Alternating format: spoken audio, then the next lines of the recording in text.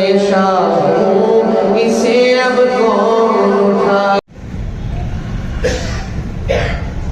الحمد لله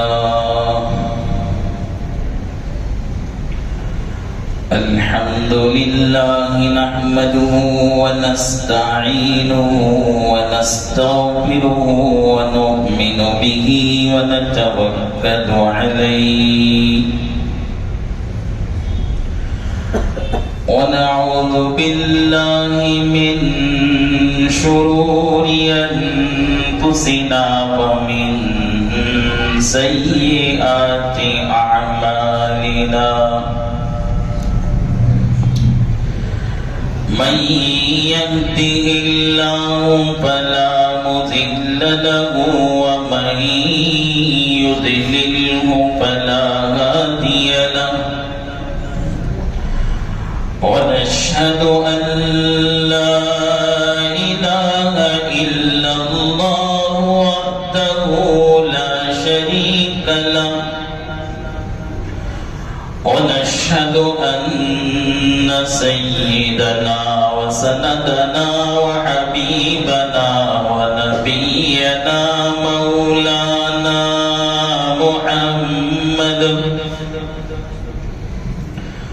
مولانا محمدا عبده ورسوله أرسله بالحق بشيرا ونذيرا وداعيا إلى الله بإذنه وسراجا منيرا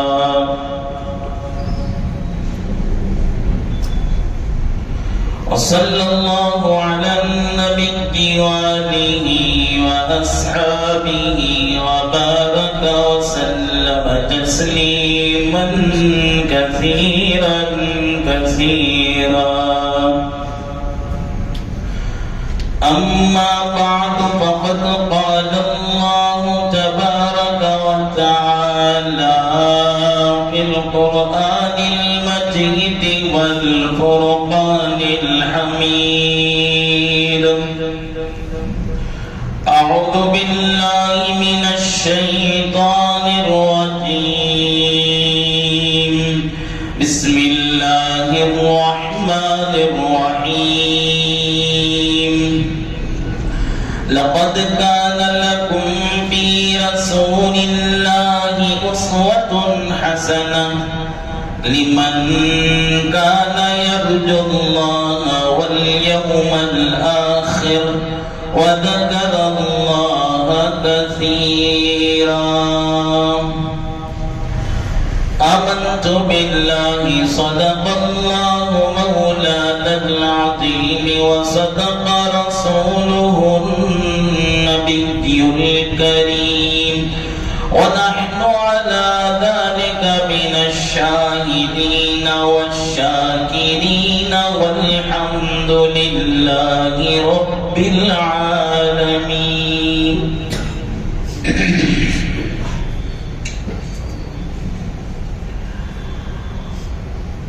قابل احترام بزرگوں اور قابل قدر ملت کے نوجوان بھائیوں، عزیز دوستوں، پیارے نبی کی پیاری سنتیں انسانی زندگی کے ہر شعبے میں انسان کو رہنمائی فرماتی ہیں۔ صرف رہنمائی نہیں بلکہ کوئی بندہ اپنے گھر کے اندر کی زندگی میں، گھر کے باہر کی زندگی میں، بازار کی زندگی میں، ملازمت کی زندگی میں، اپنے خوشیوں کے موقع پر، اپنے غموں کے موقع پر اپنی زندگی کو نبی صلی اللہ علیہ وسلم کی سنت کے مطابق بنا لیتا ہے تو پھر وہ بندہ ان سنتوں کی برکت سے اللہ رب العالمین کا محبوب اور مقرب بن جاتا ہے۔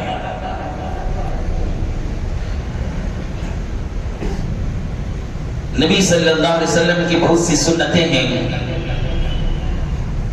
بعض سنتوں کو عام طور پر بیان کر دیا جاتا ہے، بعض سنتیں عام طور پر بیان نہیں ہوتی ہیں، آدمی زندگی میں اسے سنتا ہی نہیں، موت کے منہ میں چلے جاتا ہے۔ مجھے ارادہ ہوا آج ایک ایسے واقعے سے متعلق آپ حضرات کے سامنے نبی کی سنتوں کو بیان کروں، جو واقعہ ہر انسان کے ساتھ، ہر خاندان کے ساتھ، ہر محلے والوں کے ساتھ، ہر بستی میں بسنے والے شخص کے ساتھ پیش آتا ہے۔ وہ واقعہ موت کا واقعہ ہے۔ موت ایک ایسا واقعہ ہے انسان کا جس کی حقیقت کو انسان تسلیم کرتا ہے، مانتا ہے۔ دنیا میں آئے ہیں تو یہاں سے جانا بھی ہے، اور دن بدن وہ اپنی آنکھوں سے دیکھتا رہتا ہے، آنے والوں کو بھی دیکھتا ہے، جانے والوں کو بھی دیکھتا ہے، اور اسے اس بات کا بھی یقین ہے کہ ایک دن یہ بھی جانے والوں کے ساتھ جائے گا۔ جیسے آج ہم اعلان سنتے ہیں کبھی فلاں ابن فلاں کا انتقال ہو گیا، فلاں مسجد میں ان کے جنازے کی نماز پڑھی جائے گی، فلاں قبرستان میں تدفین عمل میں آئے گی۔ جیسے ہم سنتے ہیں، اعلان کرتے ہیں، کیسا ہوگا وہ وقت جس دن ہماری وفات کا اعلان ہوگا، ہماری وفات سے متعلق کہا جائے گا فلاں ابن فلاں کی جنازے کی نماز فلاں مسجد میں ہوگی، فلاں قبرستان میں تدفین عمل میں آئے گی۔ جب ہمارا اعلان ہوگا تو کیسا ہوگا؟ اس کو ہم مانتے ہیں، لیکن اس کے متعلق ہماری کوتاہی، غفلت، لاپرواہی حد سے زیادہ ہے۔ آنکھوں سے دیکھنے کے باوجود اس کے لیے ہماری تیاری نہیں ہے۔ ہم کو اس بات کا یقین ہے کہ آج جیسے ہم نہا دھو کر آئے ہیں، آنے والے جمعہ میں معلوم نہیں ہم نہا دھو کر خود آئیں گے یا نلا دھلا کر ہمیں اٹھا کر لایا جائے گا۔ زندگی کی کوئی گارنٹی نہیں ہے۔ مرنا تو سب کو ہے، لیکن بزرگوں، عزیزوں، جب آدمی مرتا ہے تو مرتے وقت اگر وہ آدمی فرما بردار ہے تو اس کے ساتھ ایک الگ طرح کا سلوک ہوتا ہے۔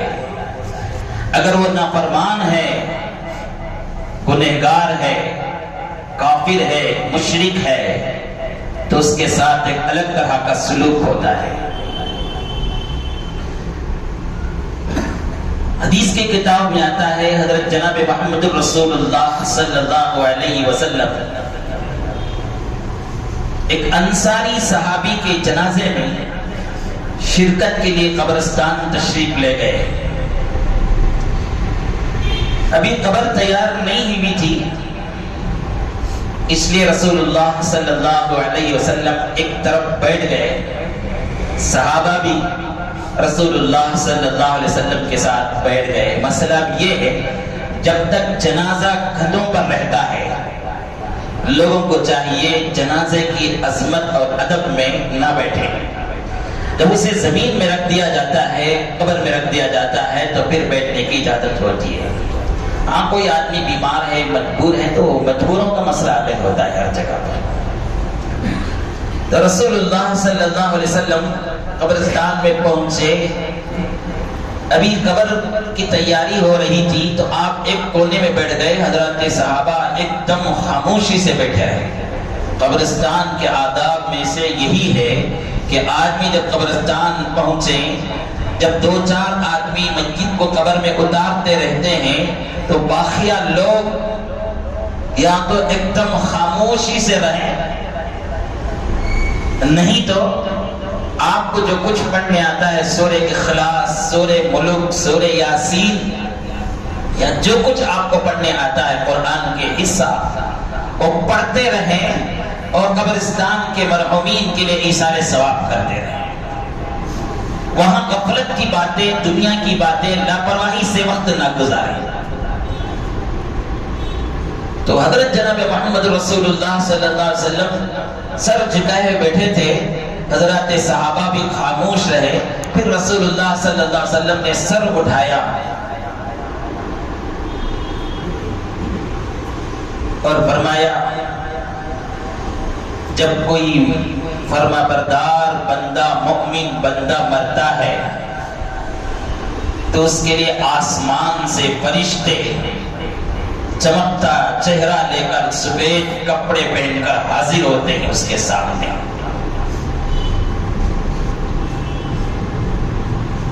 اور حضرت اسرائیل علیہ السلام موت کا فرشتہ بھی ساتھ میں آتے ہیں اور بہت ہی ادب و احترام کے ساتھ، بڑی محبت اور پیار کے ساتھ اس مرنے والے فرمانبردار بندے سے کہتے ہیں اے نفس مطمئنہ، تمہارے رب کے پاس ملنے کا وقت تمہارا آ گیا ہے، چلو یہاں سے. یہ کہہ کر بہت ہی آسانی کے ساتھ اس کی روح کو اس کے جسم سے نکالتے ہیں. مثال دے کر رسول اللہ صلی اللہ علیہ وسلم نے فرمایا جیسے ایک مشکیزہ کا منہ بند تھا اور منہ کھول دینے کے بعد پانی اس طرح گراتے ہیں تو جس طرح آسانی سے پانی نکل جاتا ہے، بالکل اس طرح فرما بردار بندے کی روح، جسم سے روح نکل جاتی ہے. رسول اللہ صلی اللہ علیہ وسلم نے فرمایا پھر وہ فرشتہ اسرائیل اس کی روح کو لے کر پاس میں جو فرشتے دوسرے استقبال کے لیے آئے تھے ان کے حوالے کر دیتے ہیں. وہ فرشتے لے کر آسمان کی طرف چڑھتے ہیں. راستے میں فرشتوں سے ملاقات ہوتی ہے، پوچھتے ہیں یہ نیک بندہ کون ہے، تو وہاں تعارف کرایا جاتا ہے فلاں ابن فلاں بندہ. اگر دنیا میں کوئی اچھے لقب سے اسے پکارا جاتا تھا اس لقب کو لے کر کہا جاتا ہے فلاں ابن فلاں بندہ. آسمان کے دروازے اس کے لیے کھولے جاتے ہیں یہاں تک کہ ساتویں آسمان پر پہنچتا ہے. پہنچتے ہیں فرشتے اس کی روح کو لے کر، ندا آتی ہے اس کی روح کو سجین میں یعنی اعلی علیین میں رکھ دیا جائے. علیین یہ نیک لوگوں کے اعمال رکھنے کی جگہ ہے. سورہ مطففین میں اس کا تذکرہ ہے وما ادراک ما علیون کتاب مرقوم یشہدہ المقربون ان الابرار لفی نعیم. رکھ دیا جاتا ہے. پھر فرشتوں کو حکم دیا جاتا ہے اس کی روح کو لے جاؤ اور قبر میں لوٹا دیا جائے.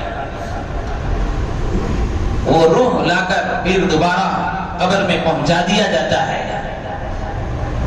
پہنچ جانے کے بعد اس فرشتے سے، اس روح سے، اس میت سے سوال و جواب شروع ہوتا ہے. اسے اٹھا کر بٹھایا جاتا ہے، بہت ادب کے ساتھ، بہت احترام کے ساتھ اسے بٹھایا جاتا ہے. پھر اس سے سوالات کیے جاتے ہیں من ربک ما دینک من نبیک، تمہارا رب کون ہے، تمہارا دین کیا ہے، تمہارے نبی کون ہے. وہ فرشتہ صحیح جواب دیتا ہے.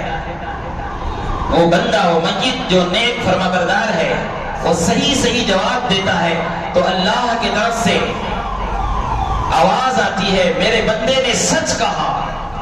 اس کے بعد اللہ رب العالمین فرشتوں کو حکم دیتے ہیں اس بندے کے لیے اس کی قبر میں جنت کا فرش بچھاؤ. پھر حکم ہوتا ہے اسے جنت کا لباس پہناؤ. پھر حکم ہوتا ہے اس کی قبر کو جنت کے دروازوں کی طرف کھول دو. پھر وہاں سے اسے ٹھنڈی ٹھنڈی ہوائیں، وہاں کی خوشبوئیں آتی رہتی ہیں. پھر اس کی زندگی کے نیک اعمال جو تھے نا، نماز کی شکل میں، روزے کی شکل میں، زکوٰۃ کی شکل میں، حج کی شکل میں، عمرے کی شکل میں، ماں باپ کی خدمت کی شکل میں، سماجی خدمات کی شکل میں، بیماروں لاچاروں کی مدد کی شکل میں، بھوکوں اور پیاسوں کو کھلانے کی شکل میں، جو بھی اس کے نیک اعمال تھے وہ نیک اعمال اس کے پاس ایک نفیس عمدہ شکل میں بیٹھے رہتے ہیں اور اسے تسلیاں دیتے ہیں، تنہائی کو اس کی دور کرتے رہتے ہیں۔ یہ عمل اس کے ساتھ ہوتا ہے جو فرما بردار ہے، نیک ہے، صالح ہے، متقی ہے، پرہیزگار ہے، مرنے سے پہلے اپنے گناہوں سے توبہ کر لیا ہو۔ میرے عزیز و بزرگوں، ہم انسان ہیں، ہمارے ساتھ بھی یہ واقعہ پیش آنے والا ہے، موت کا واقعہ پیش آنے والا ہے، ہماری روح بھی فرشتے نکالیں گے، ہماری روح کو بھی آسمان کی طرف لے جایا جائے گا اور پھر قبر میں لوٹایا جائے گا، سوال جواب ہمارے ساتھ بھی ہونے والے ہیں، پھر اس کے بعد ہمارے لیے جنت کے بستر بچھائے جائیں گے، ہمارے لیے بھی جنت کا لباس پہنایا جائے گا۔ شرط یہ ہے کہ زندگی جو غفلت سے گزر رہی ہے، نافرمانی میں جو گزر رہی ہے، موت سے پہلے اس سے توبہ کر لیں، سچی توبہ کر لیں، پکی توبہ کر لیں، غفلت سے زندگی نہ گزاریں، ہر دن ایک نئی توبہ کریں، ہر دن ایک نئی نیکی شروع کریں، آخرت کی تیاری میں لگے رہیں۔ یہ نیک اور فرما بردار روح کے ساتھ ہی معاملہ ہوگا۔ اس کے برخلاف اگر کوئی بندہ نافرمان ہے، کافر ہے، مشرک ہے، تو نبی صلی اللہ علیہ وسلم نے فرمایا اس کے پاس آسمان سے فرشتے اتریں گے، بد شکل بد صورت فرشتے، ڈراؤنی شکل میں فرشتے اس کے پاس بیٹھ جائیں گے مرنے والے کے سامنے، ان کو دیکھ کر وہ گھبرا جائے گا، اسرائیل اس کی روح کو اس کے جسم سے نکالیں گے۔ کس طرح نکالیں گے؟ حضرت جناب محمد رسول اللہ صلی اللہ علیہ وسلم نے اس کی مثال دے کر سمجھائی، جیسے اون کا کپڑا ہو، پتلا نرم کپڑا ہو، اسے کانٹوں میں پھیلا دیا گیا، پھر اس کے بعد ایک طرف کا اسے کھینچتے ہیں پکڑ کر، تو کیسے وہ چھنی چھنی ہو کر ٹکڑے ٹکڑے ہو کر نکلتا ہے، ویسے نافرمان بندے کی روح اس کے جسم سے نکل کر آئے گا، وہ فرشتوں کے حوالے کر دیا جائے گا، وہ فرشتے لے کر آسمان کی طرف جائیں گے، دوسرے فرشتوں سے ملاقات ہوگی، فرشتے پوچھیں گے خبیث کون ہے؟ کہا جائے گا فلاں ابن فلاں ہے، اس کا نام لے کر، اس کے باپ کا نام لے کر کہا جائے گا، پھر ساتویں آسمان پر پہنچیں گے، ان کے لیے آسمان کا دروازہ نہیں کھولا جائے گا، لا تفتح لهم الابواب، آسمان کے فرشتے ان کے لیے کھولے، یہ آسمان کے دروازے ان کے لیے نہیں کھولے جائیں گے، بلکہ آواز آئے گی، اس کے اعمال کو سجین میں رکھ دیا جائے۔ سجین کیا ہے؟ وما ادراک ما سجین،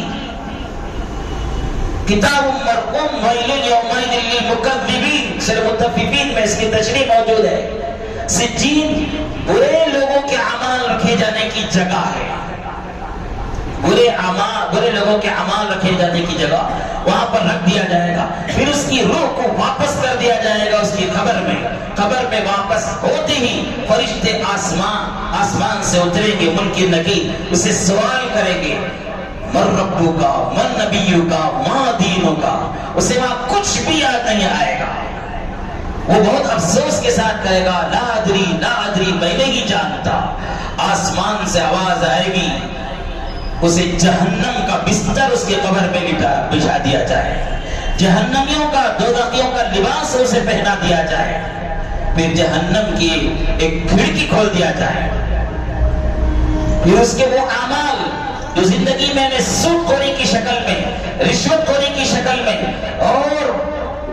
اور دوسری قسم کے گناہ جو تھے اس کے اعمال اس کے سامنے آ جائیں گے، ڈراؤنی شکل میں ہوں گے، وہ ان کو دیکھ کر گھبراتا رہے گا۔ اب فیصلہ کر لیں، میں بھی اور آپ بھی، یہ دو گروہ میں سے، دو جماعتوں میں سے کن میں ہمارا حشر ہونا ہے؟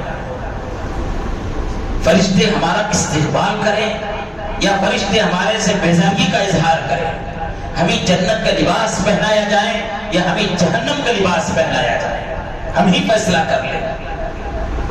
اگر جنت کا لباس پہننا ہے، اگر خبر میں جنت کا بستر بچھوا لینا ہے تو ابھی نیک عمل کو شروع کر لیں۔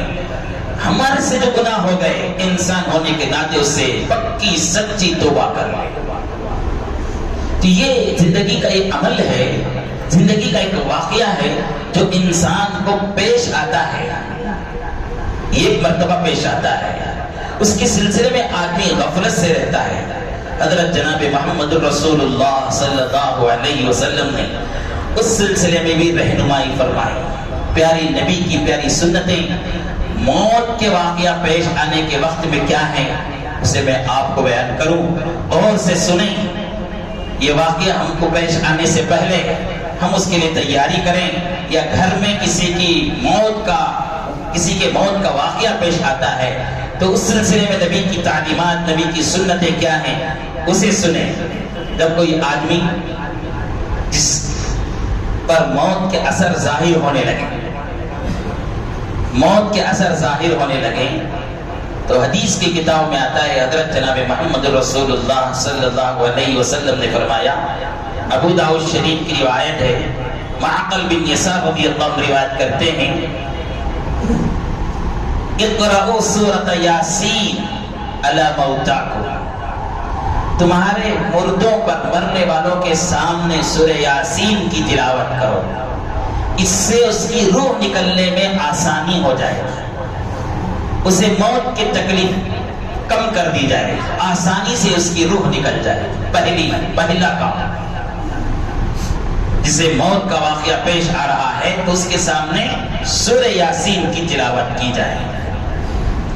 دوسرا کام جو مرنے والے کے سامنے کرنا ہے، حضرت جناب محمد رسول اللہ صلی اللہ علیہ وسلم نے فرمایا، مسلم شریف کی روایت ہے، حضرت ابو سعید رضی اللہ عنہ روایت کرتے ہیں، لقنوا موتاکم لا الہ الا اللہ، مرنے والوں کے سامنے کلمے کی تلقین کریں۔ کلمے کی تلقین کا مطلب مرنے والے کے سامنے یہ نہ کہیں کہ کلمہ پڑھو کلمہ پڑھو کلمہ پڑھو، ایسا نہ کہا ہے، کیونکہ مشکل وقت ہے، تکلیف کا وقت ہے، پتہ نہیں وہ کلمہ پڑھو کہنے پر کیا جواب دے دے گا۔ اگر کوئی الٹا سیدھا جواب دے دے، تکلیف میں آ کر پریشانی کی وجہ سے یہ کہہ دے میں نہیں پڑھوں گا، تو بہت بڑا مسئلہ ہو جائے گا۔ اس لیے نبی صلی اللہ علیہ وسلم نے تعلیم دی، حکم نہیں دینا ہے بلکہ تلقین۔ تلقین کا مطلب یہ ہے ان کے سامنے بلند آواز سے لا الہ الا اللہ محمد رسول اللہ اشہد ان لا الہ الا اللہ واشہد ان محمد رسول اللہ یہ پڑھتے رہیں۔ سننے گا، وہ زندگی میں پڑھتا تھا اسے بھی یاد آ جائے گا، اس طرح کے بیانات سنا ہے اسے بھی معلوم رہیں گے، میرے موت کا وقت ہے مجھے کلمہ پڑھنا ہے، وہ کلمہ پڑھنا شروع کر لے گا۔ کتابوں میں آتا ہے جب ایک مرتبہ وہ پڑھ لے تو اس کے بعد چپ رہ جائے، بار بار اسے نہ کہیں پڑھو کلمہ، یا اس کے سامنے بار بار تنقید بھی نہ کرے۔ جب ایک مرتبہ پڑھ لیا، آخری کلمہ من کان آخر کلمۃ لا الہ الا اللہ دخل الجنہ، حدیث کی کتاب میں آتا ہے جس آدمی کا آخری کلمہ لا الہ الا اللہ ہے وہ جنت میں داخل ہو جائے گا۔ جب وہ پڑھ دیا، اب اس کے بعد کوئی بات نہیں کر رہا ہے تو خاموش رہ جائے، بار بار اس کے سامنے تلقین نہ کریں۔ ہاں اگر کوئی دنیا کی بات کر دیا تو پھر اس کے پاس تلقین کریں تاکہ آخری کلمہ کیا ہو جائے، اس کا لا الہ الا اللہ کا ہو جائے، تاکہ وہ جنت میں داخلے کا ذریعہ بن جائے۔ دنیاوی باتیں اس کے سامنے نہ کریں، چاہے کتنی بھی ضروری باتیں کیوں نہ ہو، اس کے پراپرٹیوں کے مسئلے، اس کی یہ مسئلے وہ مسئلے جو بھی ہے اسے وہ دنیا کی باتیں نہ کرے، کیونکہ اس کا ذہن اگر ایسے آخری وقت میں بھی دنیا کی طرف چلا گیا، مال کی طرف چلا گیا، رشتہ داروں کی محبت کی طرف چلا گیا، تو پھر اسے آخرت یاد نہیں آئے گی، تو پھر آخر وقت میں بھی اگر اسے آخرت یاد نہیں آئی تو پھر بہت ہی بد نصیبی کی بات ہے۔ اس لیے دنیا کا مسئلہ، دنیاوی مسئلے میں اس کے پاس بات نہ کریں۔ اور لٹانے کا طریقہ، جب آدمی کو موت کا وقت قریب آ جاتا ہے تو اسے دو طریقے بتائے لٹانے کا۔ یہ سب باتیں ضروری باتیں ہیں بھائی، بہت دفعہ ایسا ہوتا ہے گھر میں موت کا واقعہ پیش آ جاتا ہے، لوگوں کو پتہ بھی نہیں ہوتا ہے اس مرنے والے کے ساتھ کیا سلوک کرنا ہے، مرنے والے کو کیسا سلانا ہے، کیسا لٹانا ہے، کیا پہنانا ہے، کیسے اس کے ساتھ رہنا، کچھ بھی پتہ نہیں رہتا ہے، بالکل غفلت سے وہ وقت بھی گزار دیتے ہیں۔ بزرگ حدیث کی کتاب میں آتا ہے، نبی صلی اللہ علیہ وسلم نے سکھایا ہے، سنت ہے میت کو اس طرح سر کر کے، یعنی اس کا دایاں جانب قبلے کی طرف ہو جائے، دایاں جانب قبلے کی طرف ہو جائے، اس طرح کر کے لٹا دیں۔ دایاں جانب سمجھتے ہیں سیدھا جانب اس کا قبلے کی طرف ہو جائے، چت لٹانے سے پہلے سیدھا لٹا کر اس کا دایاں جانب قبلے کی طرف کر دیں، اور ہو سکے ممکن ہے تو اس کا چہرہ اس طرح پھیر دیں قبلے کی طرف، ممکن ہے تو۔ بعض دفعہ ہو نہیں سکتا ہے، وہ کوئی سخت ہو گیا رہتا ہے تو سختی نہ کرے، اس کے ساتھ نرمی کے ساتھ ہو سکے تو اس کا چہرہ قبلے کی طرف کر دے۔ ایک طریقہ یہ کیا ہے، اس طرف ایسا سلائیں کہ میت کا داہنے جانب قبلے کی طرف ہو اور چہرہ قبلے کی طرف کر دیں۔ ایک طریقہ یہ ہے، کبھی کبھی گھر چھوٹا رہتا ہے، ادھر طرف سے لمبائی میں کم ہوتا ہے، تو اللہ کے نبی نے ایک دوسرا طریقہ ہی بتایا ہے کہ قبلے کی طرف دونوں پیر کر دیں، قبلے کی طرف دونوں پیر کر دیں، سر قبلے کے اپوزٹ ہو جائے، تھوڑا سر کے اوپر، سر کے نیچے چھوٹا سا تکیا یا رومال یا کوئی بنا کر اس کے سر کے نیچے رکھ دے تاکہ اسے قبلے کی طرف اس کا چہرہ ہو جائے۔ یہ دو طریقے بیان کیے، دونوں طریقے میں سے کوئی ایک طریقہ بھی اختیار کر سکتے ہیں۔ جب آدمی کو محسوس ہونے لگے میرے موت کا وقت آ گیا ہے تو ایک تو کلمہ پڑھنا ہی ہے، ساتھ میں نبی صلی اللہ علیہ وسلم نے خاص دعا سکھائی، یاد کر لیجئے آپ بھی، مجھے بھی مرنا ہے، آپ کو مرنا ہے۔ اللہ کے نبی نے دعا سکھائی، اللہم اغفر لی، اللہم ارحمنی والحقنی بالرفیق الاعلی۔ یہ دعا سکھائی ہے مرنے والے کے لیے، اور ایک مرتبہ پڑھتا ہوں، سن لیجئے، اللہم اغفر لی وارحمنی والحقنی بالرفیق الاعلی۔ کیا معنی ہے اس کے؟ یا اللہ میری مغفرت فرما دیجئے، مجھ پر رحم فرمائیے۔ مرنے والا اللہ تعالیٰ سے یہ کہیں کہ اللہ مجھے رحم فرما دے۔ ارے میں میری ماں سے جدا ہوتے وقت، میرے باپ سے جدا ہوتے وقت، اس سفر میں جاتے وقت میری ماں سے میں کہہ دوں امی مجھے معاف کر دو، میرے پر رحم کرو گے کر کے اس طرح میں بولتا ہوں تو اس کا کلیجہ ٹوٹ جاتا ہے، وہ فوراً معاف کر دیتی ہے۔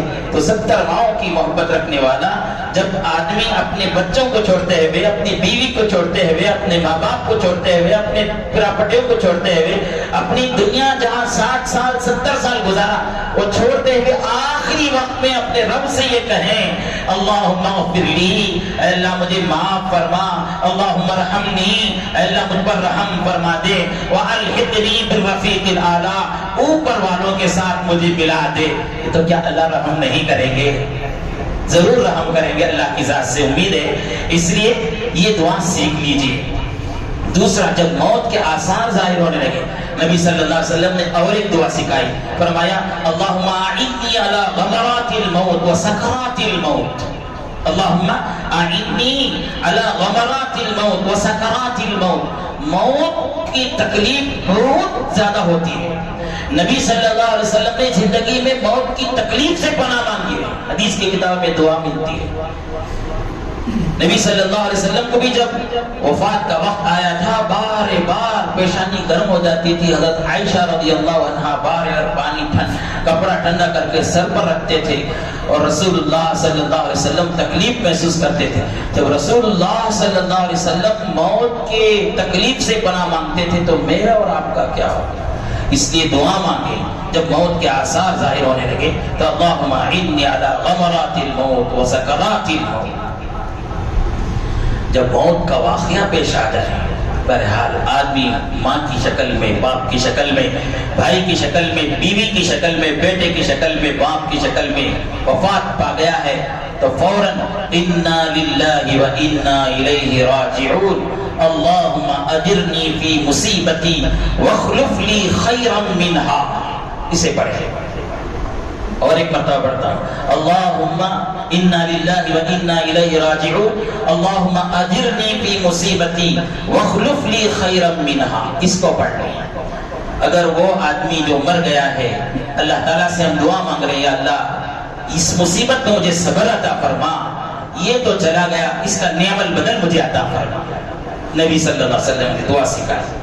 اس کے بعد مستحب ہے، سنت ہے، جب موت کا واقعہ پیش آ جائے تو لوگ اس پر بھی عام طور پر توجہ نہیں دیتے، مسجد کے سامنے جانے سے ڈرتے ہیں. ارے بھائی وہی ماں ہے، وہی باپ ہے، وہی بھائی ہے جس سے تم محبت کرتے تھے، روح جسم سے نکلتے ہی اسے ڈرنے لگے، اس سے گھبراہٹ ہونے لگے. کیسی محبت ہے؟ نبی صلی اللہ علیہ وسلم نے سکھایا، آدمی مر جاتا ہے تو سب سے پہلے اس کی آنکھوں کو بند کر دیں، کھلی رہ جاتی ہے. اگر اسے یوں ہی چھوڑ دیا جائے تو کھلی کی کھلی ہی رہ جاتی ہے. اس لیے جب تک میت گرم رہے، نبی صلی اللہ علیہ وسلم نے سکھایا اس کی آنکھوں کو بند کر دیں. بند کرتے وقت یہ دعا پڑھیں، بسم اللہ وعلی ملت رسول اللہ، بسم اللہ وعلی ملت رسول اللہ. یہ واقعہ کسی کے پاس پیش آنے والا نہیں، سب کے گھروں میں پیش آنے والا مسئلہ ہے. اسے ہو سکے تو ریکارڈ بھی کر لیجئے، بہت ضروری باتیں ہیں. تو انتقال ہوتے ہی آنکھوں کو پہلے بند کریں، اس کے بعد ہاتھ اس کے ٹیڑھے میڑے ہیں تو رسول اللہ نے تعلیم دی ان کو سیدھا کر دیا جائے. اور ہاں پیر اگر اس کا ٹیڑھا میڑا ہے تو اس کو پیر بھی سیدھا کر دیں، بالکل اس کو سیدھا کر دیا جائے. اور دونوں انگوٹھوں کو پکڑ کے ایک ڈوری سے بندھ دیا جائے، کپڑے کی پٹی ایک پھاڑ لیا جائے، دونوں پیروں کے انگوٹھوں سے باندھ دیا جائے. کبھی کبھی ایسا ہو جاتا ہے چھوڑ دیتے جس طرح کھلا رہتا ہے، وہ بہت خراب لگتا ہے دیکھنے میں. میت کی عظمت جیسے اس کی زندگی میں ہوتی ہے، وفات کے بعد بھی اس کی ویسے ہی عظمت ہونی چاہیے. اس لیے رسول اللہ صلی اللہ علیہ وسلم نے فرمایا دونوں انگوٹھوں کو باندھ دے.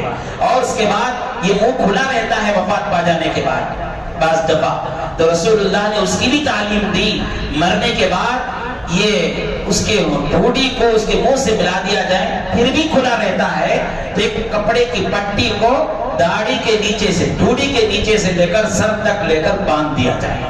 کتنی چھوٹی چھوٹی بات کی تعلیم ہے نبی صلی اللہ علیہ وسلم کی. اس کے بعد نبی صلی اللہ علیہ وسلم نے فرمایا، سنت کی کتابوں میں بیان کیا گیا ہے، خوشبو اگر میسر ہو آسانی کے ساتھ میت کے سامنے کوئی اگربتی جو خوشبو والی ہو وہ سلگا دی جائے. قرآن شریف کی تلاوت کے سلسلے میں مسئلہ یہ ہے کہ روح نکلنے سے پہلے تک بیٹھ کر سورہ یاسین، سورہ ملک، قرآن شریف وغیرہ پڑھ سکتے ہیں. روح نکلنے کے بعد میت کے سامنے جب تک غسل نہ دیا جائے اس وقت تک قرآن شریف کی تلاوت اس کے سامنے نہیں کرنا چاہیے. ہاں دوسرے روم میں، دوسرے حال میں، دوسری جگہ میں بیٹھ کر پڑھ کر اسے ایثار ثواب کر سکتے ہیں. میت کے سامنے بیٹھ کر قرآن شریف نہیں پڑھیں گے. ہاں غسل دے دیا گیا تو اب اس کے بعد اس کے سامنے ہی قرآن شریف پڑھ سکتے ہیں. میت کے وفات کے بعد کی سنتوں میں سے ایک سنت یہ ہے کہ مرنے کے بعد رشتہ داروں کو اطلاع دیں. کس وجہ سے اطلاع دیں؟ غم میں آ کر یا رونے کے لیے نہیں. حدیث کی کتابوں میں آتا ہے جس میت کے جنازے میں 40 ایسے آدمی جو شرک کے گناہ میں مبتلا نہیں ہیں، اگر وہ جنازے کی نماز پڑھتے ہیں تو اللہ رب العالمین ان جنازے کی نماز کی برکت سے اس میت کے لیے مغفرت کا فیصلہ کرتے ہیں. اس لیے اہتمام کے ساتھ جو نیک لوگ سمجھے جاتے ہیں، جو اللہ والے سمجھے جاتے ہیں، ان کو بلانا چاہیے وفات کے بعد تاکہ وہ شرکت ہو جائیں، وہ جنازے کی نماز پڑھیں. جنازے کی نماز ہے کیا؟ جنازے کی نماز ہے یہ کہ آدمی جو مرا ہے اس کی ایمان کی گواہی دیتے ہیں. سب جنازے کی نماز پڑھنے والے اس کی ایمان کی گواہی دیتے ہیں اور اللہ تعالیٰ سے بڑے ہی عاجزی کے ساتھ کہتے ہیں اللہم اغفر لی حینا و میتنا، یا اللہ یہ ہماری میت وفات پا گئی ہے، ان کی مغفرت فرما. سفارش کرتے ہیں، شفاعت کرتے ہیں. تو رسول اللہ صلی اللہ علیہ وسلم نے فرمایا 40 ایسے آدمی جو شرک کے گناہ میں مبتلا نہیں کسی میت کی جنازے کی نماز پڑھ لیتے ہیں تو اللہ تعالیٰ اس کے لیے ان کی 40 آدمیوں کی سفارش قبول فرما کر اس کی مغفرت فرما دیں گے. اس لیے میت یہ وفات پا جاتے ہیں تو نیک لوگوں کو خاص طور سے دعوت دینا چاہیے، بلانا چاہیے، اطلاع دینا چاہیے. نبی صلی اللہ علیہ وسلم نے فرمایا میت کو دفن کرنے میں جلدی کریں، میت کو دفن کرنے میں جلدی کریں۔ جلدی کرنے کی وجہ یہ ہے، حدیث کی کتابوں میں لکھا ہے اگر نیک آدمی ہے تو اس سے جنت میں جنت کے آرائش اسے ملنے والے ہیں، اسے آپ کیوں پکڑ کر رکھیں؟ آپ اسے کیوں پکڑ کر رکھیں؟ اس کے آرام گاہ کی طرف اسے جانے دے دو۔ اور میت بھی یہ سوچتی ہوگی خواہ مخواہ مجھے روک رکھ لیا ہے۔ اگر برا آدمی ہے، گنہگار ہے، اللہ کی مغفرت اللہ حفاظت فرمائے کسی میت کے نہیں ہوئی ہے، تو وہ جب تک رہے گا اس پر لعنتیں برستی رہتی ہے۔ وہ لعنت ہمارے سر پر کیوں برسی؟ اس لیے نبی صلی اللہ علیہ وسلم کی تعلیم ہے جتنا جلدی ہو سکے میت کے دفن کرنے میں جلدی کریں، جتنا جلدی ہو سکے جلدی کریں۔ یہ میت کے وفات، آدمی کے وفات پانے کے قریب کے وقت اور وفات پا جانے کے فوراً بعد کی سنتیں میں نے آپ کے سامنے بیان کی ہے۔ آئندہ انشاءاللہ تدفین سے متعلق، غسل سے متعلق نبی صلی اللہ علیہ وسلم کے تعلیمات جو سنتیں ہیں اس کو بیان کروں گا۔ یہ بہت ضروری مسائل ہیں، عام طور پر آپ اسے جمعے کے بیان میں نہیں سنتے ہوں گے، اور اسے عام طور پر اس طرح کے بیانات اسٹیج پہ بھی نہیں آتے ہیں۔ اللہ رب العالمین بہت زمانے کے بعد میرے دل میں یہ القاء کیا، میں آپ کے سامنے بیان کر رہا ہوں۔ اللہ تعالیٰ سے قبول فرمائے۔ موت سے پہلے اللہ تعالیٰ ہم سب کو تمام گناہوں سے، صغیرہ کبیرہ گناہوں سے معافی جانے کے اللہ تعالیٰ ہمیں توفیق نصیب فرمائے۔ سبحان اللہ بحمدہ، سبحانک اللہ بحمدک، اشہد ان لا الہ الا